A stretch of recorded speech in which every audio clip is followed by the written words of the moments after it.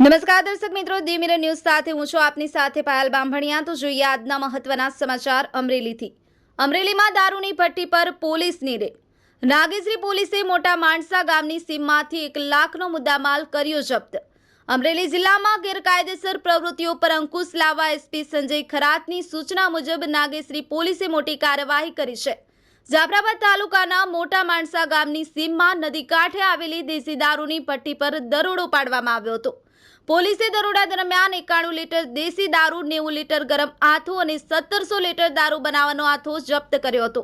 આ ઉપરાંત ભઠ્ઠીના સાધનોમાં 3 ટીનના તગારા, 5 ગેસના બાટલા, 3 અખાદ્ય ગોળના ડબ્બા, 3 લોખંડના ગેસના ચૂલા અને 1 બાઇક મળી કુલ 1,01,240નો મુદ્દામાલ જપ્ત કરવામાં આવ્યો છે।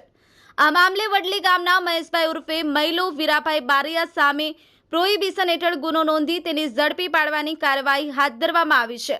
પીએસઆઈ પીબી ચાવડા સહિત નાગેશ્રી પોલીસની ટીમે આ કાર્યવાહી કરી હતી। દરોડાના પગલે અનેક બુટલેગરો વિસ્તાર છોડી અને ભાગી ગયા હતા। રમેશ પરમાર, દી મિરર ન્યૂઝ, અમરેલી। હાય, હું છું ક્રુઝિન સિંઘાનિયા। આપની આસપાસના સત્ય સમાચાર જાણવા માટે જોતા રહો દી મિરર ન્યૂઝ અને હા, લાઈક અને સબસ્ક્રાઇબ કરવાનું ભૂલતા નહીં। Thank you.